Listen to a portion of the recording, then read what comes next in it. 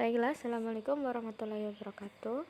Kami dari kelompok 2 ingin mempresentasikan makalah kami yang berjudul Pedoman Beracara. Pedoman beracara memiliki 2 poin, yaitu pedoman umum dan juga pedoman khusus. Saya akan menjelaskan sedikit gambaran dari pedoman umum dan juga pedoman khusus, dikarenakan pada materi ini memiliki banyak sekali poin-poin, baik pedoman umum maupun pedoman khusus. Maka saya akan menjelaskan sedikit poin dari keduanya, beberapa di antaranya, yaitu pedoman umum yang pertama adalah permohonan atau volunter. Yang B adalah gugatan.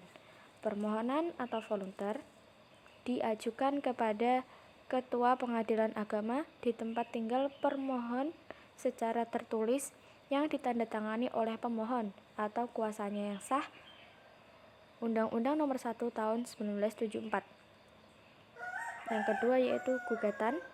Gugatan diajukan secara tertulis yang ditandatangani oleh penggugat atau kuasanya yang ditujukan kepada Ketua Pengadilan Agama atau Mahkamah Syariah. Gugatan disampaikan kepada Pengadilan Agama atau Mahkamah Syariah, kemudian diberi nomor dan didaftarkan dalam buku register setelah penggugat membayar biaya perkara. Selanjutnya adalah beracara secara pro deo. Seperti yang dijelaskan dalam slide ini, penggugat atau pemohon yang tidak mampu dapat mengajukan permohonan berperkara secara pro deo bersamaan dengan surat gugatan atau permohonan, baik itu secara tertulis atau lisan. Selanjutnya adalah kewenangan relatif. Kewenangan ini harus diajukan pada sidang pertama. Pengecualian dalam hal tergugat tidak cakap untuk menghadap di muka pengadilan. Gugatan diajukan kepada Ketua Pengadilan Agama tempat tinggal orang tuanya, wali atau pengampunya. Selanjutnya adalah kewenangan absolut. Kewenangan ini merupakan suatu badan pengadilan dalam memeriksa jenis perkara tertentu yang secara mutlak tidak dapat diperiksa oleh badan pengadilan lain. Eksepsi mengenai kekuasaan absolut dapat diajukan setiap waktu selama proses pemeriksaan berlangsung. Selanjutnya dapat dilihat pada slide, yaitu kuasa atau wakil. Untuk penjelasannya bisa dibaca sendiri. Lalu ada perkara gugur, ada perkara dibatalkan. Apabila memang terlalu cepat bisa untuk di stop. Selanjutnya adalah pencabutan gugatan. Lalu ada perkara first take, perlawanan terhadap putusan first take, perubahan gugatan, rekonvensi, kumulasi gugatan, masuknya pihak ketiga dalam proses perkara, gugatan perwakilan kelompok atau class action Perma Nomor 1 Tahun 2002, gugatan untuk kepentingan umum, perdamaian atau mediasi, penggugat atau tergugat meninggal dunia, pengunduran sidang, tangkisan atau eksepsi, pengunduran diri hakim, pembuktian, pemeriksaan setempat, sita jaminan terhadap barang milik tergugat atau conservator beslag, sita terhadap barang milik menggugat atau revindicator beslag, sita persamaan, sita harta bersama, sita buntut, sita eksekusi, eksekusi gross akta, eksekusi hak tanggungan, eksekusi jaminan, putusan, eksekusi putusan, lelang atau penjualan umum, perlawanan terhadap eksekusi, perlawanan pihak ketiga, penangguhan eksekusi, penawaran pembayaran tunai, dan konsignasi. Itu. Selanjutnya ada pedoman khusus.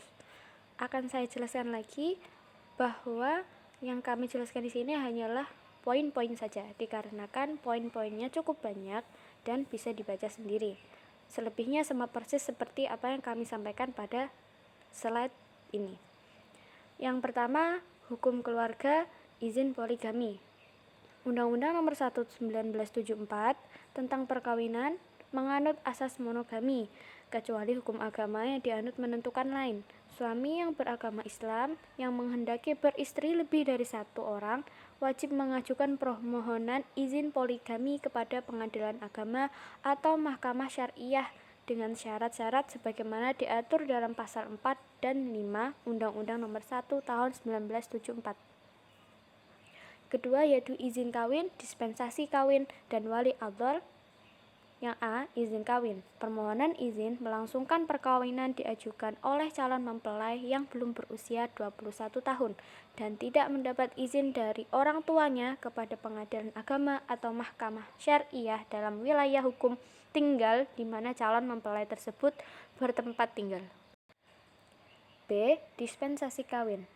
Calon suami istri yang belum mencapai usia 19 yang ingin melangsungkan perkawinan, orang tua yang bersangkutan harus mengajukan permohonan dispensasi kawin kepada pengadilan agama atau mahkamah syariah. C. Yaitu wali adol. Calon mempelai wanita yang akan melangsungkan perkawinan yang wali nikahnya tidak mau menjadi wali dalam perkawinan tersebut dapat mengajukan permohonan penetapan wali adol kepada pengadilan agama atau mahkamah syariah. Selanjutnya ada penolakan perkawinan. Penjelasannya bisa dibaca sendiri persis seperti slide ini. 4 yaitu pencegahan perkawinan. Yang kelima ada pembatalan perkawinan. Pengesahan perkawinan atau itsbat nikah, perkawinan campuran, cerai talak, cerai gugat, harta bersama, talak huluk, syikok, li'an. Seperti yang telah disampaikan, li'an memiliki banyak sekali syarat-syarat yaitu A, B, dan C tersebut. Asal-usul anak, pemeliharaan dan nafkah anak, perwalian, pengangkatan anak, kewarisan, wasiat dan hibah, wakaf. Ekonomi syariah, zakat, infak dan sedekah, sengketa kewenangan mengadili, isbat rukyatul hilal. Baiklah, sampai di sini semuanya sudah dijelaskan pada slide-slide yang telah kami sampaikan. Kurang lebihnya mohon maaf. Wassalamualaikum warahmatullahi wabarakatuh.